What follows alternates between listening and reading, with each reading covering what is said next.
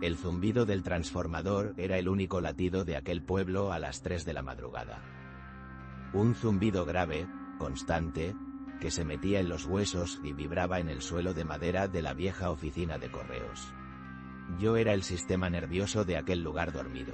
Mis manos, jóvenes entonces, se movían con la agilidad de una araña por el conmutador, enchufando y desenchufando clavijas, conectando al médico con una fiebre repentina, al panadero con un pedido urgente de harina para el alba. Pero había una línea, entre las docenas de agujeros negros del panel, que tenía prohibido tocar. Estaba marcada con un círculo de tiza desvaído, casi invisible. La llamaban la línea cero, y en noches como aquella, cuando el silencio era tan denso que podías oír el polvo caer, juraría que sentía una especie de frío emanando de aquel pequeño orificio. Si os dijeran que vuestro trabajo, vuestro sustento, depende de ignorar una sola llamada, por muy desesperada que suene, ¿lo haríais? ¿Resistiríais esa punzada en el estómago? Esa voz que te susurra al oído que al otro lado alguien podría estar necesitando ayuda. Yo creí que podría. Fui un necio. Llegué a aquel pueblo perdido en las montañas a finales del otoño de 1968. Tenía poco más de 20 años y más hambre que orgullo. El trabajo de operador nocturno en la centralita telefónica no era el sueño de nadie, pero pagaba un alquiler y me mantenía a cubierto. El hombre al que reemplacé se llamaba Anselmo. Era un tipo enjuto, con la espalda curvada de tanto inclinarse sobre el panel y unos ojos tan cansados que parecían dos pozos secos. Me enseñó el oficio en una sola tarde, con la paciencia de quien repite una letanía 1000 veces aprendida. Sus manos temblaban ligeramente al manejar las clavijas. El trabajo es sencillo, muchacho, me dijo, con una voz que sonaba a papel de lija. Conectas a la gente, eres el puente en su soledad. De noche, sobre todo. La noche saca lo peor y lo mejor de las personas. Me explicó los códigos, las conexiones importantes.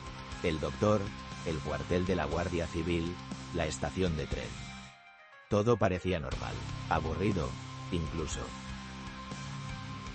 Y entonces, su dedo, nudoso y manchado de nicotina, se posó sobre aquel círculo de tiza. Esta, dijo, y su voz bajó a un susurro conspirador. Esta es la línea cero. No tiene número, no va a ninguna parte que conozcamos. Pero a veces, suena.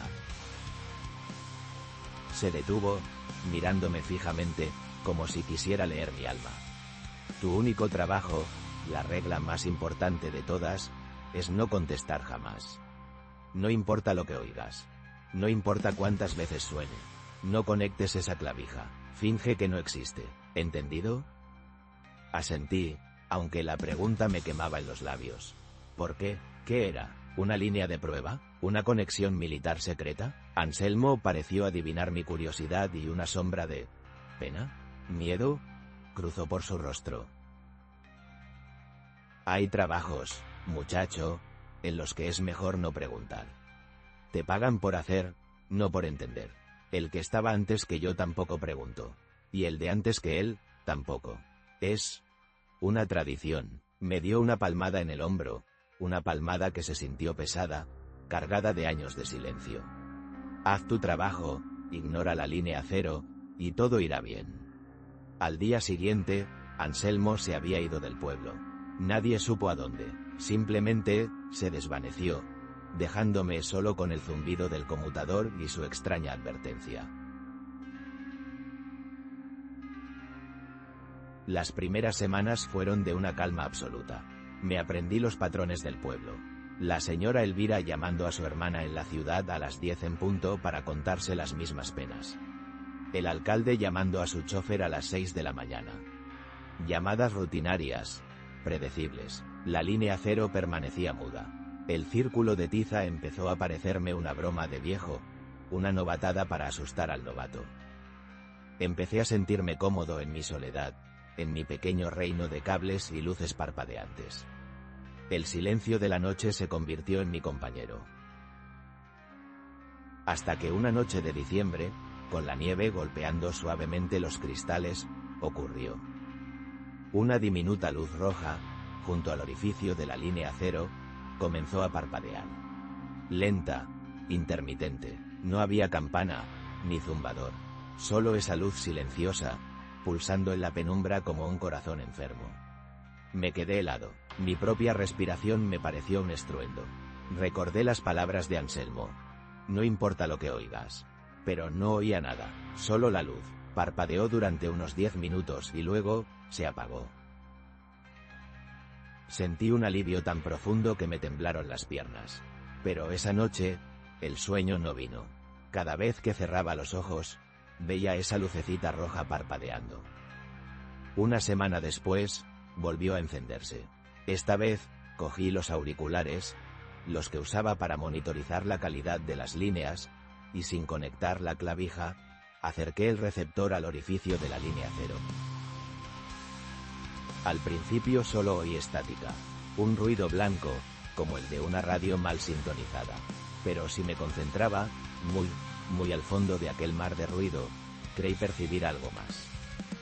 Un sonido rítmico, suave, casi inaudible, como el llanto de un niño muy pequeño, amortiguado por una pared gruesa. La sangre se me heló. ¿Era mi imaginación? ¿El zumbido del transformador jugándome una mala pasada? La luz se apagó de nuevo, y el sonido, si es que alguna vez estuvo allí, desapareció con ella. Aquello cambió algo dentro de mí. El silencio de la oficina ya no era pacífico. Se había vuelto expectante, tenso. Miraba constantemente el orificio de la línea cero. Me obsesioné, intenté seguir el cableado por los viejos conductos de la pared, pero se perdía en un amasijo de cables antiguos que se hundían en los cimientos del edificio. Pregunté en el bar del pueblo, con disimulo, ¿alguna vez ha habido alguna línea especial aquí? ¿Una línea directa a algún sitio? La gente me miraba raro. Encogían los hombros. Solo las de siempre, decían. O mentían muy bien, o de verdad no sabían nada. Y eso, no sé por qué, me daba todavía más miedo. Los meses pasaron. La llamada silenciosa se volvió más frecuente. Cada 3 o 4 noches, la luz roja parpadeaba. Y cada vez, el sonido al otro lado de la estática era un poco más claro. Ya no era un llanto lejano. A veces, sonaba como un susurro. Palabras sueltas, ininteligibles, en una voz de mujer, rota por la angustia. Otras veces, era un cántico. Una nana extraña, desafinada, que me ponía los pelos de punta. Nunca conecté la clavija, me aferraba a la regla de Anselmo como a un salvavidas. Pero la curiosidad y la compasión me estaban devorando por dentro. ¿Y si era una mujer secuestrada? ¿Y si era una línea cruzada con un hospital psiquiátrico? Mi mente inventaba 1000 escenarios, cada cual más terrible que el anterior. Una noche de tormenta, todo se precipitó. Los relámpagos iluminaban la oficina con fogonazos azulados, y los truenos hacían vibrar los cristales. El conmutador se volvió loco. La gente llamaba asustada por los cortes de luz, por un árbol caído en la carretera. Yo trabajaba a destajo, conectando al alcalde con los guardas forestales, al médico con una casa donde una mujer se había puesto de parto. Estaba en el centro de la pequeña crisis del pueblo, sintiéndome útil, necesario. Y entonces, en medio de la vorágine, la luz roja de la línea cero empezó a parpadear. Esta vez fue diferente. Parpadeaba con una urgencia frenética. Y por primera vez, el sonido traspasó la barrera del panel. No necesité los auriculares para oírlo. Un lamento agudo, lastimero, se filtraba por el pequeño orificio. Era una voz de mujer, clarísima, y decía una sola palabra, una y otra vez. Ayúdame. Mi corazón se detuvo. Ayúdame. Ayúdame, ayúdame, se repetía como un disco rayado, lleno de un dolor tan real, tan palpable, que se me encogió el alma. Miré el resto de luces del panel. El pueblo me necesitaba. Tenía que conectar llamadas importantes. Pero esa voz rompía todas las barreras de la lógica y el deber. Era el grito de auxilio más primario que existe. La tormenta arreció. Un trueno cercano hizo que las luces parpadearan. La voz se convirtió en un grito desgarrador. Y entonces tomé una decisión. La peor decisión de mi vida. Al diablo con Anselmo y sus reglas. Al diablo con el misterio. Si había una persona sufriendo al otro lado, no podía quedarme de brazos cruzados. Mi mano, temblando, cogió la clavija principal, la que usaba para hablar yo. El metal estaba frío, sudoroso. La acerqué al orificio de la línea cero. El lamento seguía, cada vez más desesperado. Cerré los ojos, y la enchufe con acento agudo. El silencio. Un silencio absoluto, denso, pesado. El grito se había cortado de golpe. La estática desapareció. Era como si la línea estuviera muerta. Mi corazón latía con fuerza contra mis costillas. «Hola», dije, con un hilo de voz. «¿Hay alguien ahí? ¿Necesita ayuda?» Nada, solo el eco de mi propia voz en los auriculares. Sentí una punzada de decepción y ridículo. Quizá todo había sido una interferencia, una extraña anomalía causada por la tormenta. Estaba a punto de desconectar, de volver a la cordura, cuando oí algo. Un carraspeo. Y luego, una voz. Era una voz joven, masculina, una voz asustada, temblorosa, una voz que conocía mejor que la mía propia. Era mi voz. «¿Está escuchando?», susurró mi propia voz al otro lado de la línea. «Puedo sentirlo. El hombre del conmutador nos ha conectado». Un frío que no era de este mundo me recorrió la espina dorsal. No podía moverme, no podía respirar. Era yo, era mi voz de hacía apenas unas horas, cuando empezaba el turno, joven, llena de una vida que ahora sentía escapárseme. Pero no me hablaba a mí. Hablaba con alguien más, alguien que estaba con él en esa otra parte.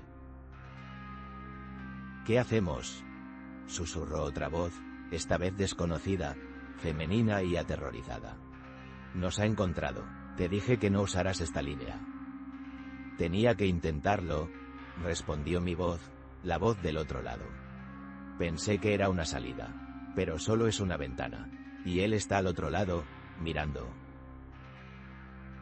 Hubo una pausa. Podía oír su respiración entrecortada, su pánico. Y entonces, mi otro yo dijo algo que rompió lo que quedaba de mi cordura. Dijo: «Pobre hombre, no sabe que al conectar la línea, ha cerrado la puerta por su lado. Ahora está atrapado con nosotros. Siempre lo ha estado».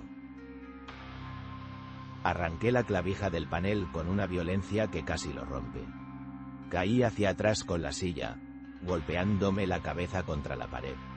Los auriculares salieron despedidos. El silencio volvió a la oficina, pero ya no era un silencio vacío. Estaba lleno de la resonancia de aquellas palabras. No eran fantasmas, no eran almas en pena. Era otra cosa, un lugar donde yo era el monstruo, el vigilante, el carcelero involuntario de una prisión que no entendía. La línea cero no era una llamada de auxilio asterisco hacia asterisco mi. Era una advertencia asterisco sobre asterisco mi. No terminé mi turno. Recogí mis pocas cosas y, en medio de la tormenta, me fui de aquel pueblo. No miré atrás, nunca volví. Durante años tuve pesadillas. Soñaba con el zumbido del conmutador, con la luz roja parpadeando. Soñaba con mi propia voz susurrando en la oscuridad. Con el tiempo, el miedo se atenuó, convirtiéndose en esta historia que ahora os cuento, aquí, al calor del fuego. Pero la herida nunca cicatriza del todo. A veces me pregunto qué fue de aquella centralita. Si otro joven incauto o CUP o con acento agudo mi lugar. Si Anselmo huyó de lo mismo que yo. Si en algún lugar, en una línea muerta, mi propia voz sigue susurrando sobre el viejo que una noche tormentosa cometió el error de escuchar. Desde aquel día, nunca volví a mirar igual a un hombre cansado con un secreto en los ojos. Porque todos tenemos nuestra línea cero, Esa puerta que nos suplican que no abramos. Y no hay nada más aterrador que descubrir que, al otro lado, el monstruo somos nosotros mismos.